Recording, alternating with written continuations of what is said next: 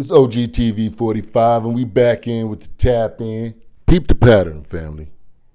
Every time reparations come up for us, foundational black Americans, the loudest no don't even come from the white man.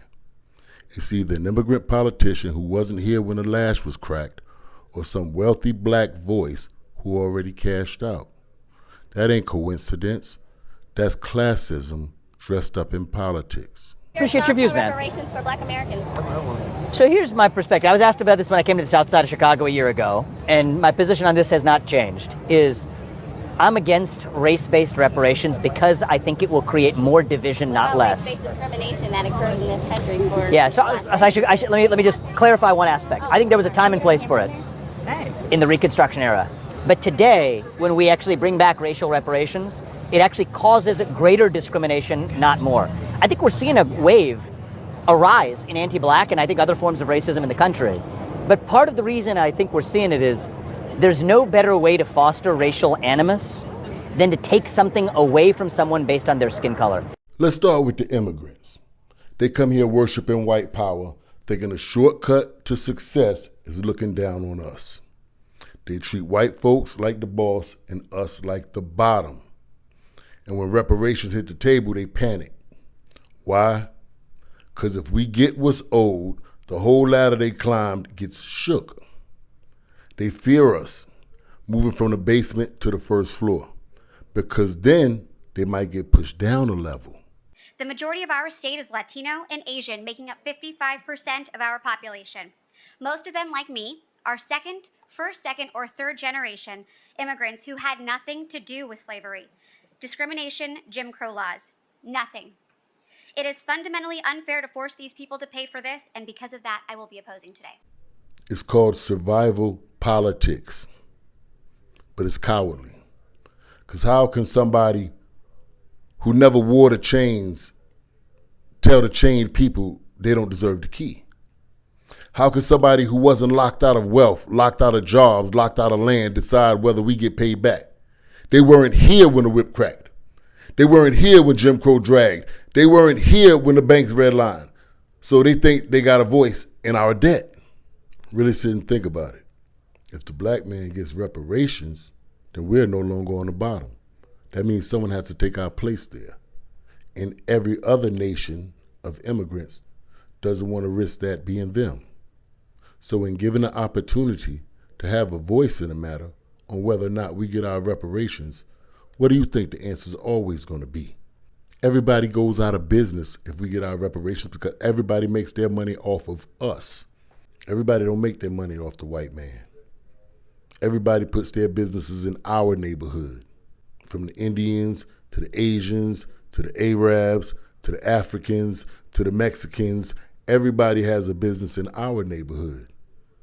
Now what that means is if we get reparations, their businesses no longer make any money. Because if there's a black-owned gas station across the street from the Indian-owned gas station, where you think the people gonna go? And that's not racism. Because if we were in any Chinatown in USA and there was a Chinese-owned store here and a black-owned store in the middle of Chinatown, where you think the people gonna go? So it's the same thing here. It ain't racist. They know we would have our own. These black women would start buying hair stores. These Asians and people, they make millions and millions of dollars off of that. They don't want that. No, they want to be able to eat off of us. They don't want us to be able to have and build our own. But what's even worse than them is the ringtail class. Yeah, the ringtail class. That's the black buffer class. They ain't your everyday brothers and sisters in the struggle. Nah, these are the ones who made a couple of dollars and decided money make them better than us, right? Look close. Every time a black American says no to reparations, they're already rich. When you ever seen a poor black man say no to reparations? It's way more poor black men than rich men. So why is it rich men get to have the loudest voice in the room when it comes to a black man's reparation? They ain't worried about bills, debt, or medical emergencies. They ain't worried about their kids going into lifelong student loans.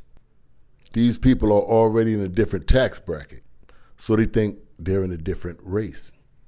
They say no reparations because deep down they're scared. They're scared that if everybody got what's owed, their little fake sense of superiority disappears. Reparations would level the playing field, and suddenly their money don't make them special anymore. Their significance would evaporate. No more being the exception in a room full of white faces. That's why they fight it. Not because it ain't right, because it exposes Dane above us. They just got lucky before us. You see, every black person in every neighborhood knows someone who isn't the most attractive person and doesn't have the best personality, but they got a couple of dollars. And that is their identity. They lead with their wallet everywhere they go. They're in a deluded state and they believe that these women are really attracted to them. They're just attracted to their earning potential. And so they place their identity and its relevancy on having more money than everybody in the room. If reparations was to give everybody else in the room the same amount of money as you, all of a sudden, your insecurities begin to overwhelm you, because that's all you ever had over anybody was a little bit more money than them. Maryland Governor Wes Moore is defending his recent decision to veto a bill that would have created a commission to study slavery reparations in the state. I sat down today with the governor to talk about why he vetoed that bill. I have a deep respect for the General Assembly and the Black Caucus and the work that they've done. I just think we have a fundamental disagreement on how to get to the same ends.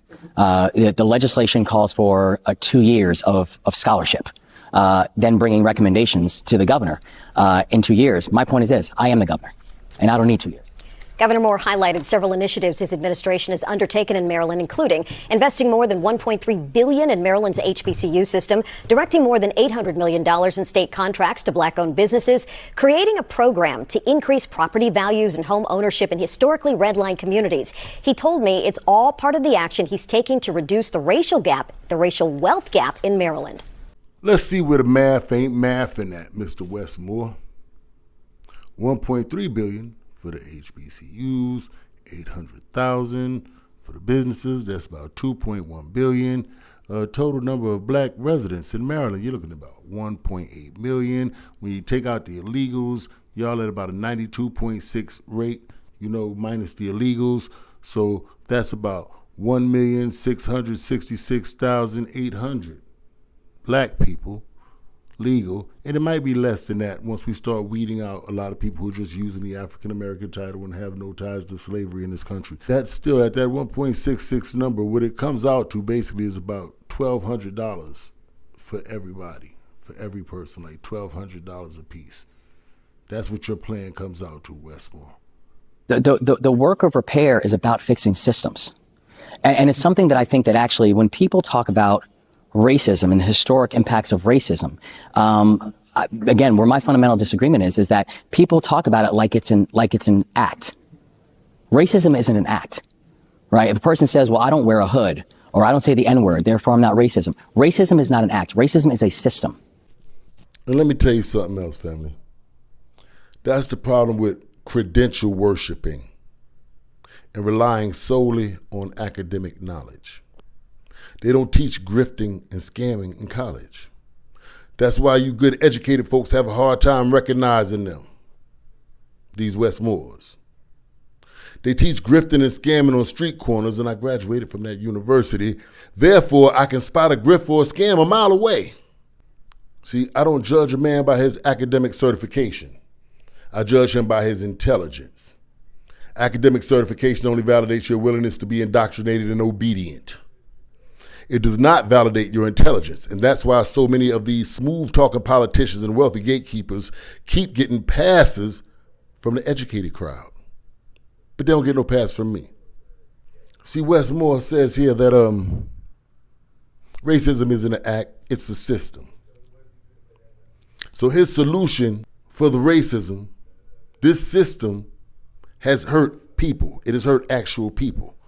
So the solution is, we're going to take $800 million here, and we're going to take $1 billion here, and we're going to put it back into the system, as opposed to giving it to the people who were hurt by the system, who were affected by the system. See, you think that went over our head, that all you're doing is taking the money and putting it back into the system. Now, if you want any of that, you have to work through the system. which is racist already. We got to sing and dance how they say sing and dance to qualify for that money, right? And that's just for education, indoctrination, and business loans. What if a man said he wanted to get an acre of land and a trailer and go out in the country and just hunt and fish and stay the hell away from everybody? Isn't this the land of the free? Doesn't he have a right? So the man who doesn't want to participate in the system means go to your institutions of learning and be indoctrinated, or establish a business and pay you taxes, participate in the system. If he's not willing to participate in the system, he don't get nothing. That's what you're designing. You're giving the power back to the same system that fucked the people in the first place. Why not give the power to the people? Why not give the money to the people to do as they choose, to buy their own land and do what they want to do? Why must you make their decisions? No, your money is going to go to school or starting a business. That's not your decision to make. If a nigga want to buy a helicopter with his money, a nigga got a right to buy a helicopter with his money. Why must you allocate the funds? And these are the only two places, business or education. You ain't say nothing about no land. Black folks want their land. That's priority. You don't speak for everybody. And you're worth $3 to $11 million. How dare you say that the money should go into the system when the system is the racism, and you're worth $3 to $11 million? How many black Americans you think got that in their bank account? See, that $3 to $11 million that you have that everybody else doesn't have is what makes you feel special. You feel special. You feel like all of your obedience to massa makes you special. So you the only nigga that should have $3 to $11 million in his bank account. Because we weren't as obedient as you. You see, Wes Moore, our ancestors fought for equality. Equality means we don't have to be obedient to another man.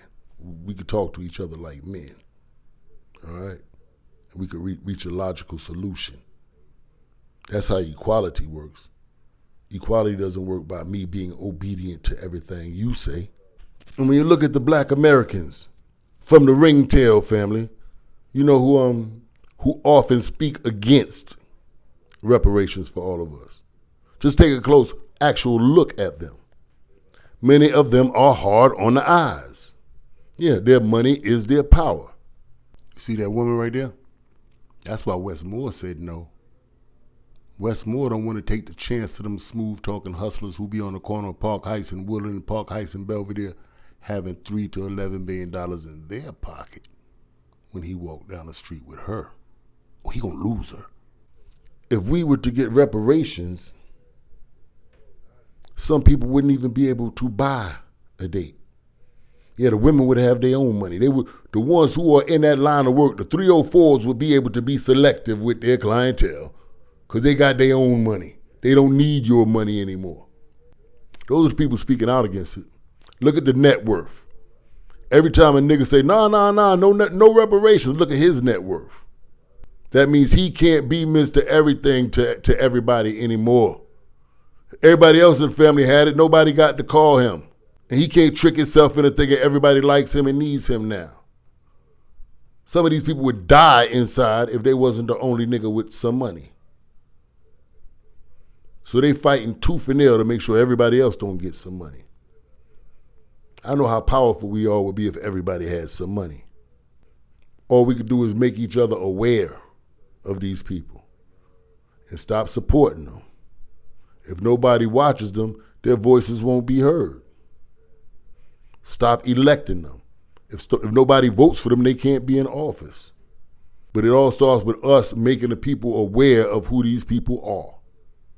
We cannot put all of the pressure on Sister Carla Cunningham. No. We have to start holding these black politicians, our local black politicians, accountable for not making these arguments in the political arena. Starting with the reclassification. All of these arguments that we're having on the internet needs to be taking place in the political arena. That means we have to start holding our local politicians accountable. If y'all not gonna go in there and talk about this stuff right here, we not putting you in there. That's how we do it. We the people.